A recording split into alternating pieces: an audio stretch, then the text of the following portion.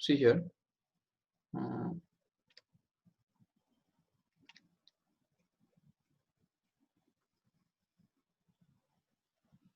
okay, so what are the physical applications of cross product? तो cross product को physics में किस तरह से यूज किया जाता है, तो वो हम अभी देखेंगे। देखो, तुमको फिजिक्स के अंदर फोर्स का जो कंसेप्ट है वो तो सभी को पता होगा। हम जानते हैं फोर्स मतलब क्या होता है। कोई भी जो ऑब्जेक्ट है, सपोज ये ऑब्जेक्ट है हमारे पास, इसके ऊपर अगर हम सपोज कुछ फोर्स अप्लाई करेंगे तो उसकी वजह से इस बॉडी का मोशन होगा। The body will move in that direction in this way, and we can see the body to be moving clearly in this direction here, like this. तो ये होता है, तो this is the application of the force, no doubt. But अभी होता क्या है ना कि फोर्स जो है वो हमेशा हमेशा ही वो ट्रांसलेशनल मोशन प्रोड्यूस करता है, ऐसा नहीं है। बल्कि फोर्स जो है वो कभी कभी रोटेशनल मोशन भी पैदा करता है। जैसे देखो, अगर सपोज हमारे पास एक सिंपल सा एक रॉड है, मान लो ये इस टाइप का रॉड है।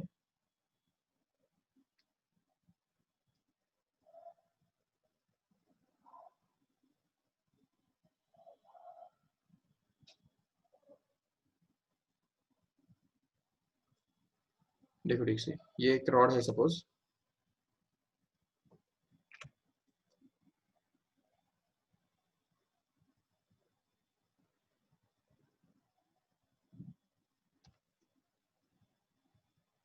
ओके, ये रॉड है, और इस रॉड के ऊपर अगर हमने कुछ फोर्स अप्लाई किया, मान लो ये इसका जो पॉइंट है ना, ये फिक्स्ड है। ओके, ये जो ए पॉइंट है हम देख रहे हैं यहाँ पे, it is going to be the fixed one.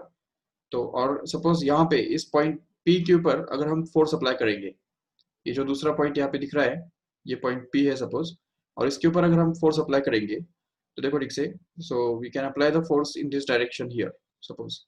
तो हम किसी भी डायरेक्शन में फोर्स अप्लाई कर सकते हैं, इस डायरेक्शन में भी कर सकते हैं या इस डायरेक्शन में भी फोर्स अप्लाई कर सकते हैं, no problem.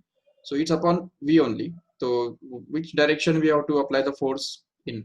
So if we suppose apply the force in this direction here, then we can see that the maximum torque, or we can say that maximum turning effect will be produced here. तो जैसे ये जो body है पूरा, वो turn होने का जो एबिलिटी है वो यहाँ पे सबसे ज्यादा होगा, क्योंकि हम यहाँ पे इस पॉइंट पे इस डायरेक्शन में फोर्स अप्लाई कर रहे हैं, जो कि यहाँ पे 90 डिग्री पे इंक्लाइंट है, राइट एंगल्स पे इंक्लाइंट है। तो इसलिए इस केस में क्या होता है ना, टॉर्क कैसे डिफाइन किया जाता है।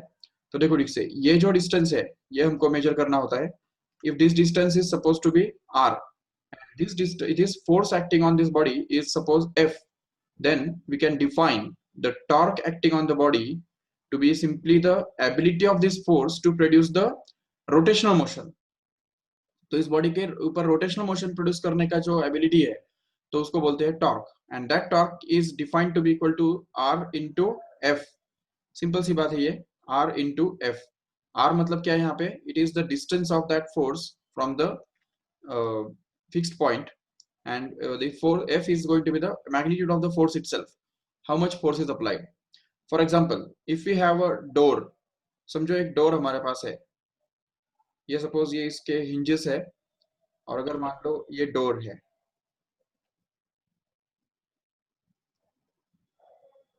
देखो ठीक से, ये डोर है सपोज।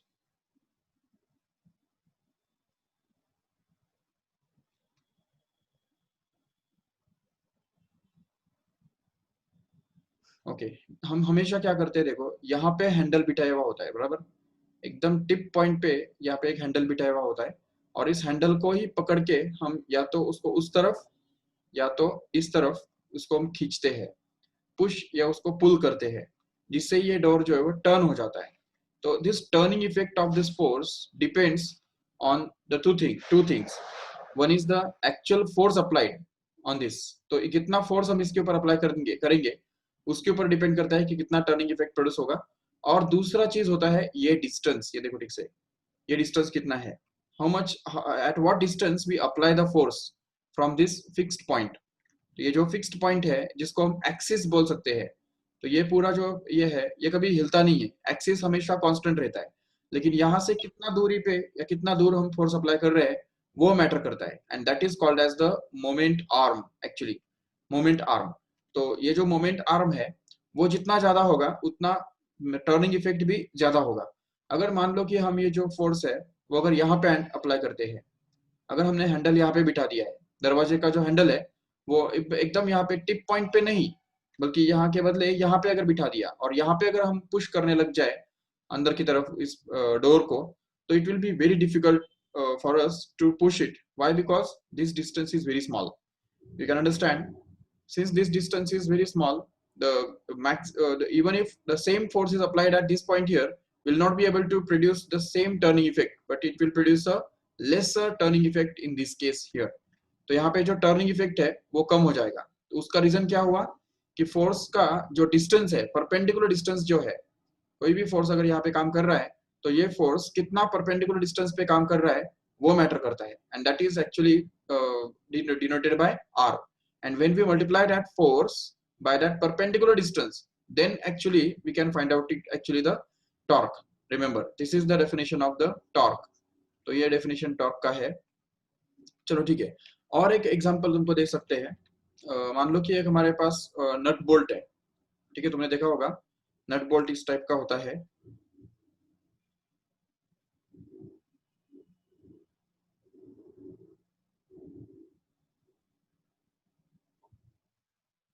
या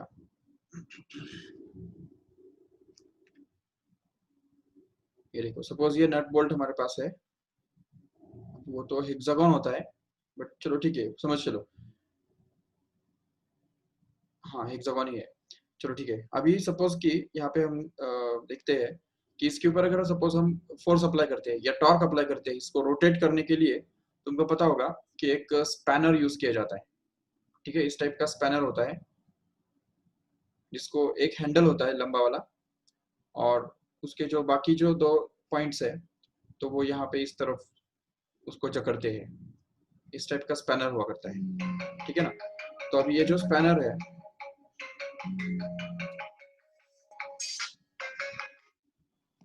ओके, तो ये स्पैनर को जब हम इसको इस तरफ घुमाते हैं, ठीक है, यहाँ पे अगर हम फोर्स अप्लाई करते हैं इस डायरेक्शन में, तो ये स्पैनर इसकी वजह से ये नट बोल्ट जो है वो घूमता है.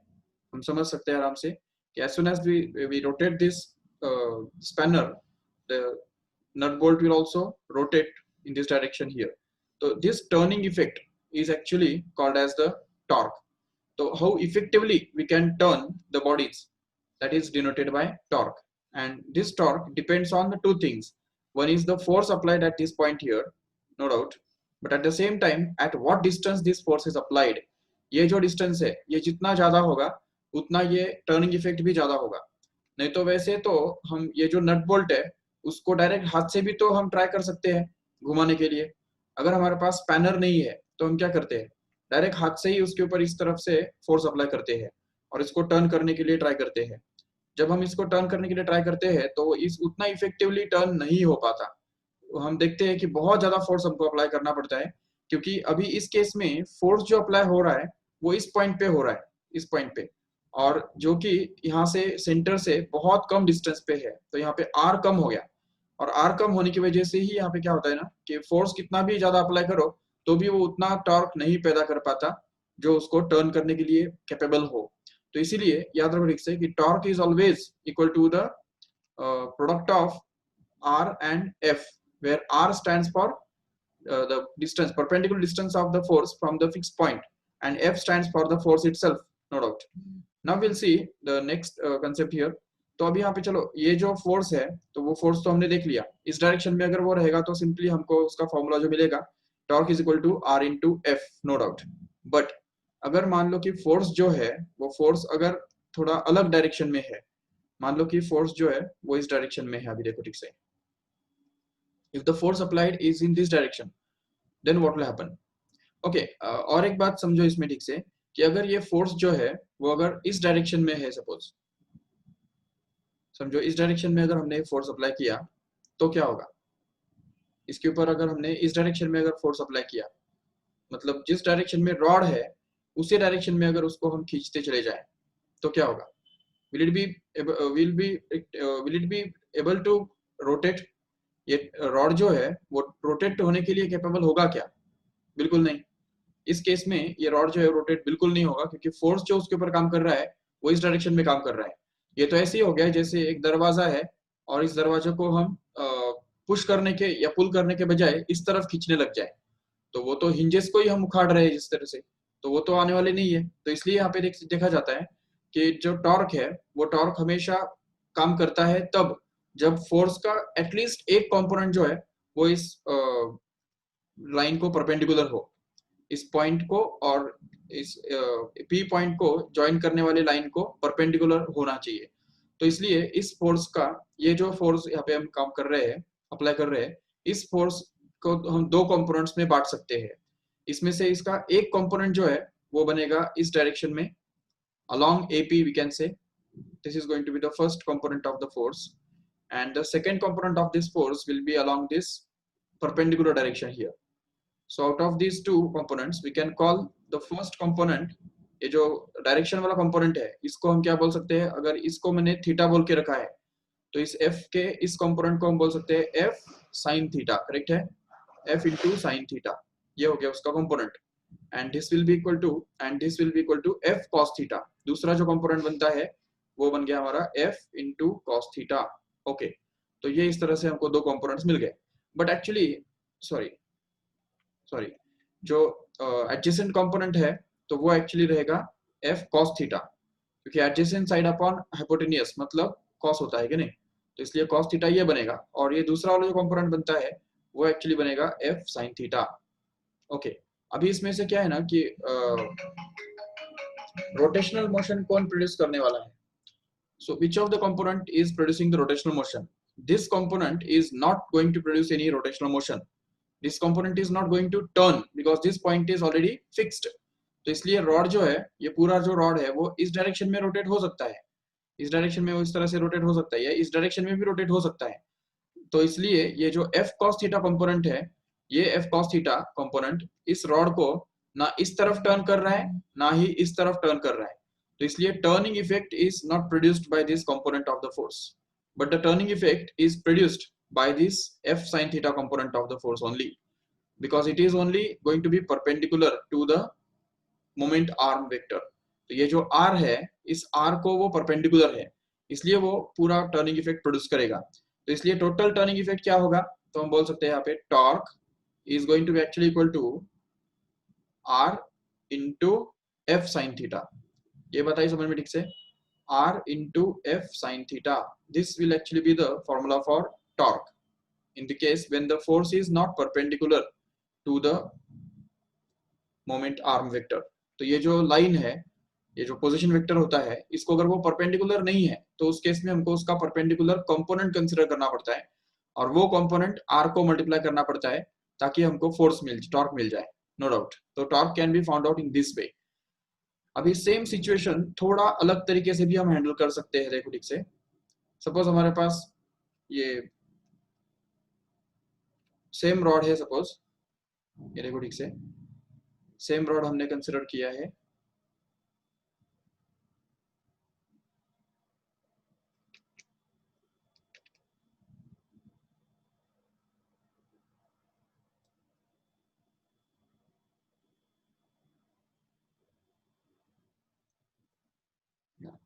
सॉरी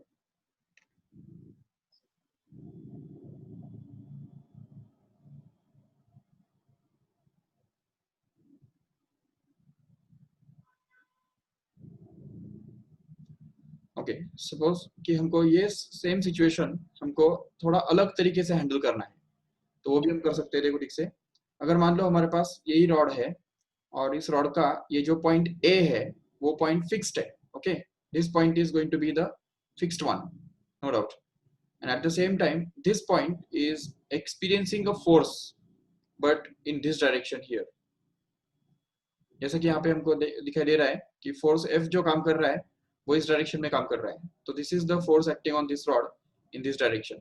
चलो ठीक है, अभी क्या है ना, हमको ये जो ये R है, ठीक है, नो डाउट, लेकिन अभी हमको क्या करना है, देखो अगर हम इस फोर्स का जो लाइन है उसको अगर थोड़ा एक्सटेंड करेंगे, कर सकते हैं ठीक से। ये देखो इस तरह से हमको इस फोर्स का जो लाइन है वो पीछे की तरफ एक्सटेंड करना है, और अगर हमने इस R से अगर इस लाइन ऑफ एक्शन के ऊपर अगर एक परपेंडिकुलर ड्रॉप किया, देखो ठीक से, ये A पॉइंट से अगर हमने इस लाइन ऑफ एक्शन के ऊपर अगर परपेंडिकुलर ड्रॉप किया तो वो जो परपेंडिकुलर बनता है, तो वो परपेंडिकुलर का जो लेंथ है ये r sin थीटा बनेगा। क्योंकि देखो अगर ये फोर्स और ये r के बीच में जो एंगल है इसको अगर हमने थीटा बोल के रखा है, this is going to be theta actually, so we can say that this angle will also be theta, no doubt.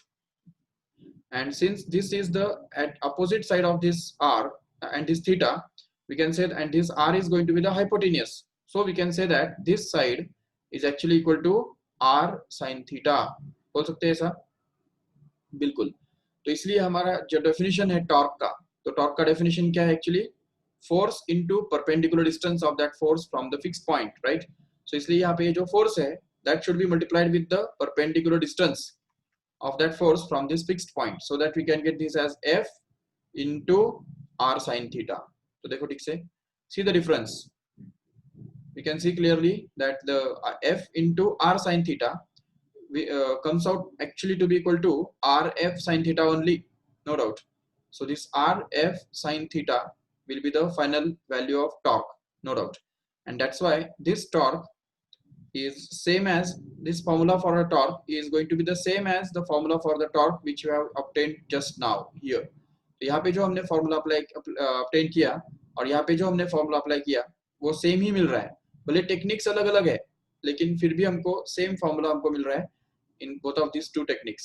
And both of these two techniques gives us that the torque is going to be the product of r, f and sine of angle between these two, right?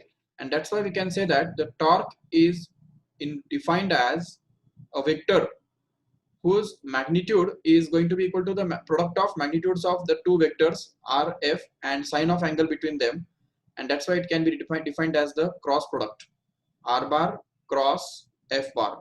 Remember this, क्योंकि हमने last time देखा था कि दो vectors का जो cross product होता है a बार क्रॉस b बार, एक ऐसा वेक्टर होता है जिसका डायरेक्शन इन दोनों वेक्टर्स को परपेंडिकुलर हुआ करता है, लेकिन जिसका मैग्नीट्यूड जो है, तो magnitude of this mod of a bar cross b bar will be a vector whose magnitude is equal to mod of a bar into mod of b bar into sine of angle between these two a bar and b bar, that is theta, so that we can get this as sine of theta as a final। This is actually the definition of cross product of two vectors, correct है? And this definition has been applied here। तो यहाँ पे हमने यही definition apply किया है। तो हम देख सकते हैं clearly torque can be defined to be the cross product of r bar and f bar, where r bar gives us the vector which is joining this point fixed point A and the point P where the force is applied, okay? P is the point where the force is applied and A is the point where the A is the point about which the torque is to be found out। तो जिस point के about हमको torque find करना है उस point को हम A नाम दे देंगे और A नाम देके उसका torque find out करेंगे, और इसलिए R bar को एक तरह से हम क्या लिख सकते हैं पता है? आर बार को हम एक्चुअली एपी बार भी लिख सकते हैं, बिल्कुल एपी बार। देखो ठीक से, आर मतलब ही क्या है? AP bar means the vector joining point A and the point B, no doubt। So this is going to be the R bar, okay? And exactly the torque is a vector quantity, again understand this, torque is going to be a vector quantity whose direction is given by right hand rule, which is perpendicular to this plane containing r bar and f bar। तो इस r bar और f bar को contain करने वाले plane को ही वो perpendicular रहेगा। For example if this torque is such that it is turning this rod in anti-clockwise direction, then we can apply the right hand rule like this and say that the torque will be outwards in this way। तो अगर समझो ये torque जो है वो outwards होगा उस case में जब इसको हम टर्न करेंगे एंटी क्लॉकवाइज डायरेक्शन में, लेकिन अगर ये रॉड जो है वो क्लॉकवाइज डायरेक्शन में अगर टर्न होता है तो उस केस में हम उसको इस तरह से टर्न करेंगे हमारे राइट हैंड के फिंगर्स और कहेंगे कि torque is directed in the inward direction. तो ये इस तरह से हमको समझना है। So that's why we can say that the torque is actually the application of cross product of two vectors। Remember, there is another application of cross product which is called as angular momentum। Remember, what do you mean by angular momentum? See correctly, what do you mean by momentum? You must be knowing what is linear momentum. तुमने सुना होगा एक body जो है, suppose एक उसका मास जो है वो m है सपोज, और वो अगर v स्पीड से अगर इस तरफ जा रहा है, v इतने स्पीड से अगर इस तरफ जा रहा है, तो it's momentum is defined as the product of its mass and velocity. No problem. This is the formula for its momentum. Remember. So here we can see this is called as the momentum, and it gives us the ability of the body to collide on another body. किसी भी दूसरे body के ऊपर collide करने का जो capacity होता है इस बॉडी के अंदर, उसको हम बोलते हैं angular momentum.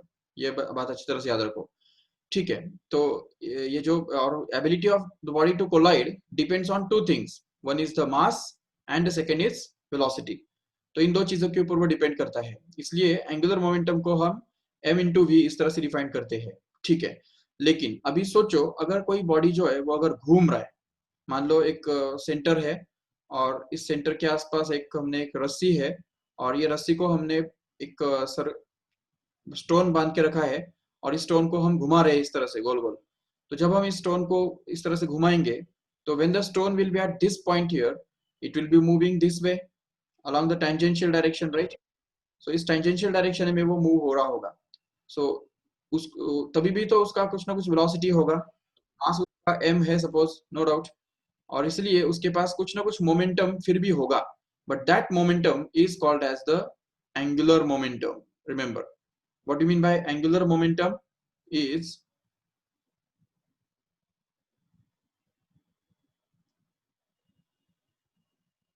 see here. So the angular momentum of a body is defined as the momentum of a body which is rotating. Momentum of rotating body is called as the angular momentum. Means the ability of a rotating body to collide on any another body is called as the angular momentum. Remember. So this angular momentum depends on three things. One is the mass. No doubt mass के ऊपर तो depend करेगा ही करेगा, क्योंकि जितना मास ज्यादा उतना collision उतना ज्यादा इम्पैक्टफुल होगा, कोलिजन उतना रिगरस होगा। दूसरी बात है वेलोसिटी, नो डाउट उसके ऊपर भी वो डिपेंड करेगा ही करेगा, नो डाउट। और तीसरी बात होती है जिसके ऊपर ये एंगुलर मोमेंटम डिपेंड करता है, वो है radius. Remember, radius of the circle we can say. तो रेडियस जितना ज्यादा होगा उतना ये कोलिजन का इम्पैक्ट ज्यादा होगा।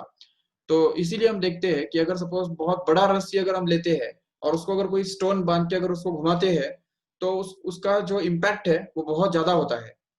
और इवन यही रीजन है कि रेडियस के ऊपर एंगुलर मोमेंटम डिपेंड करता है। तो एंगुलर मोमेंटम का जो फॉर्मूला है वो क्या है, तो वो है simply m, that is mass into velocity into radius of orbit, where see here this is the linear momentum and here it is the angular momentum.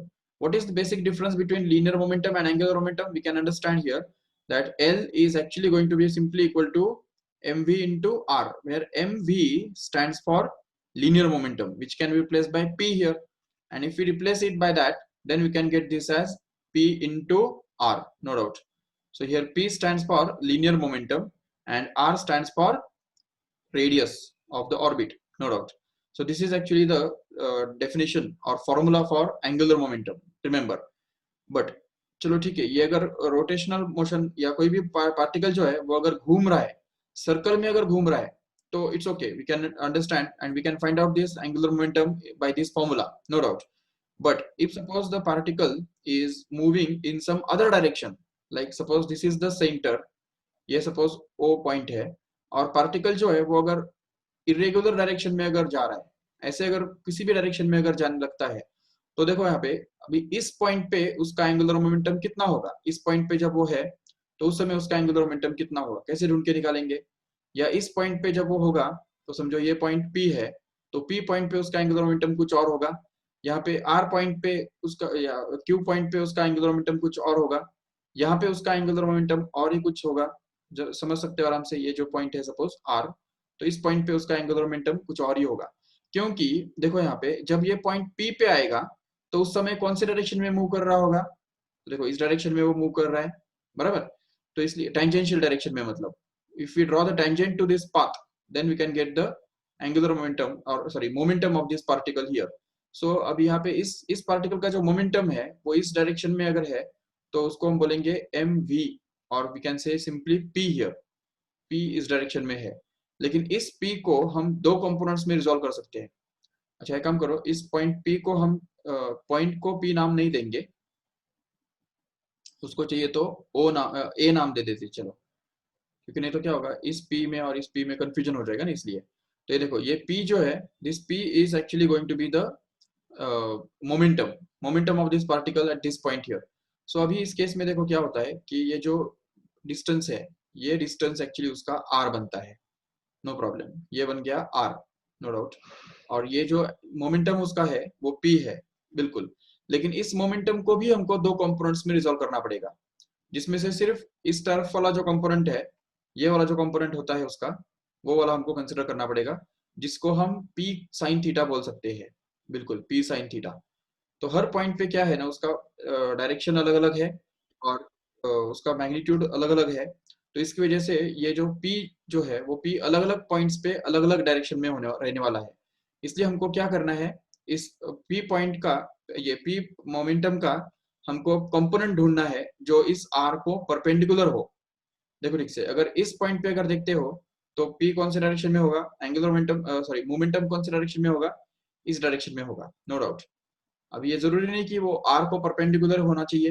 ये देखो, आर अगर देखेंगे उस पॉइंट पे तो ये ऐसा है, तो इनके बीच में कोई 90 डिग्री एंगल तो है नहीं, इनके बीच में ये जो छोटा एंगल है एक्यूट एंगल है।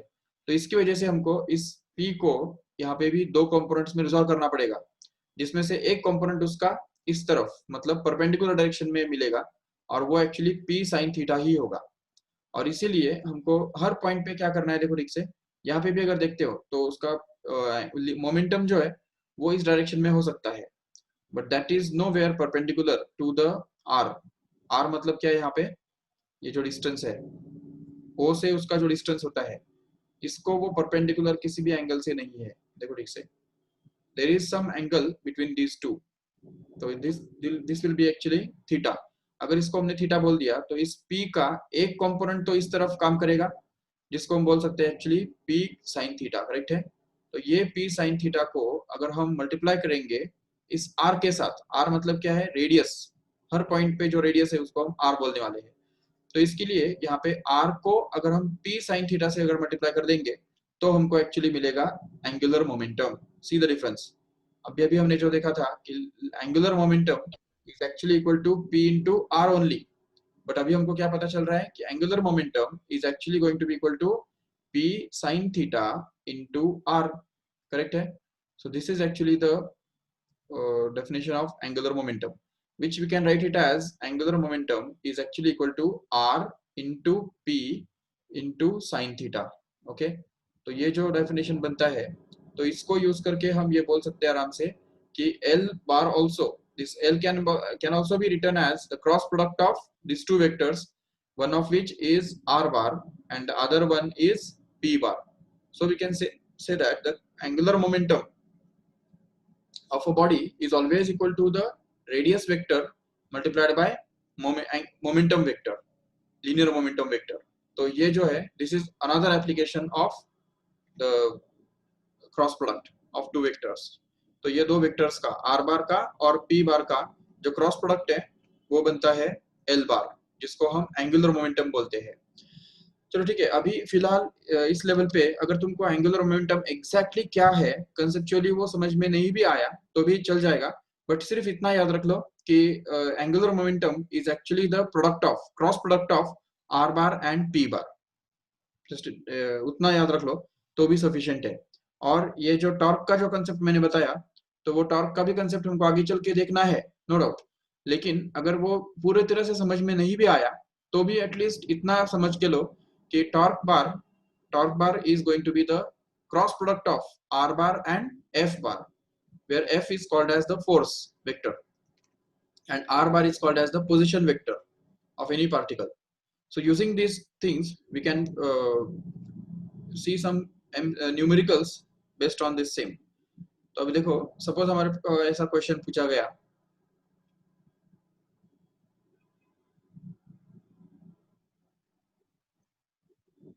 देखो ठीक से क्वेश्चन ऐसा है कि अ फोर्स, एक फोर्स जो है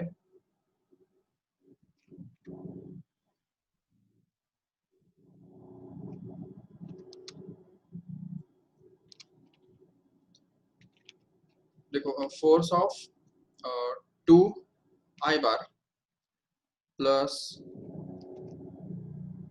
3 जे बार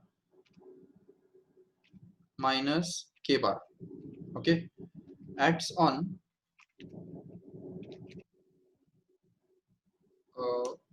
particle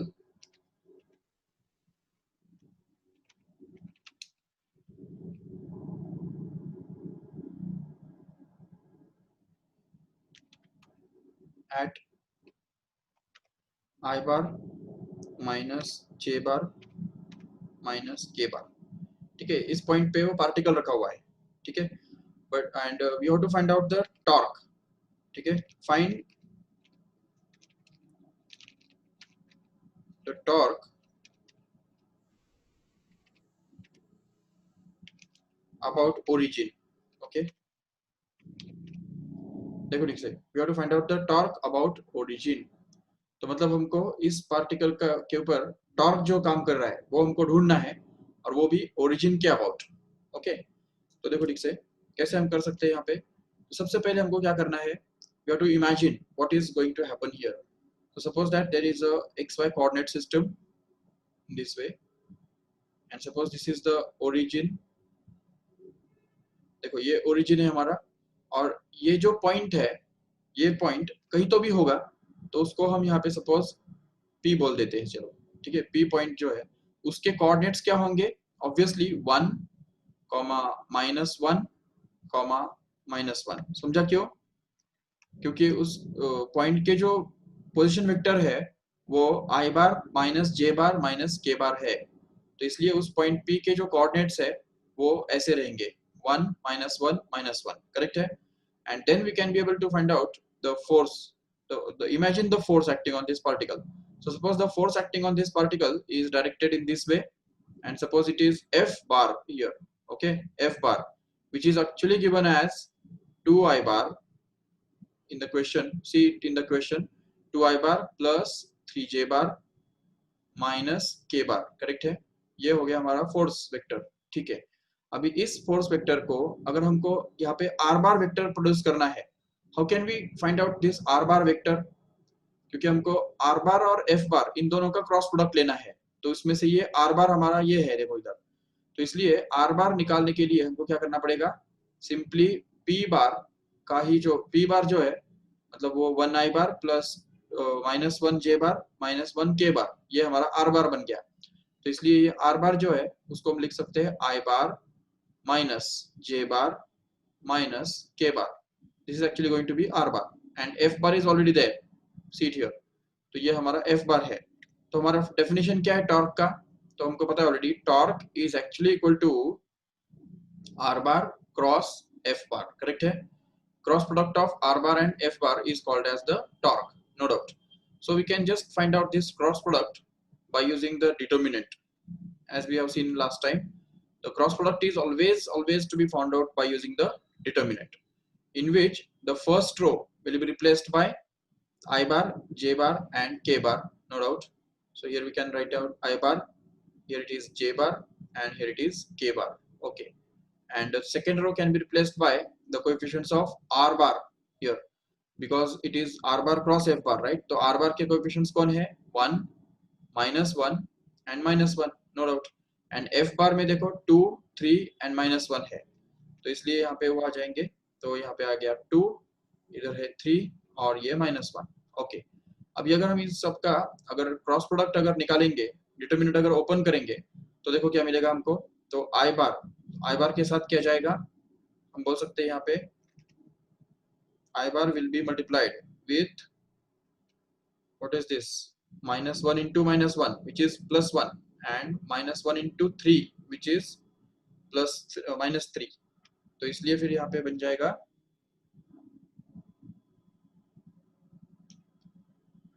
1, yes it is going to be 1 -3 मतलब 1 + 3 करेक्ट है. Then it is j bar in the bracket. अभी j बार के साथ कौन जाएगा देखो ठीक से, ये जो पूरा है ये क्रॉस प्रोडक्ट जाएगा करेक्ट है. तो उसमें कितना आएगा देखो, तो 1 × -1 इज -1 एंड -1 × 2 इज -2, तो इसलिए -1 + 2 no doubt this will be actually the cross product and plus k bar should be accompanied by with this cross product. ये देखो ये वाला क्रॉस प्रोडक्ट जो है ना ये हमको कैरी आउट करना है. तो what it happens is 1 × 3 is 3 only and 1 × 3 is 3 minus of minus plus and 2 × -1 is +2, तो इसलिए यहाँ पे +2 आ जाएगा यहाँ पे. देखो ठीक से, तो इससे हमको मिल रहा है टॉर्क. टॉर्क का जो एक्सप्रेशन है वो हमको मिलेगा 4I बार. 2 - 1 is 1, तो it's -j bar simply and here it is plus 5k bar, that's it, 5k bar. Okay,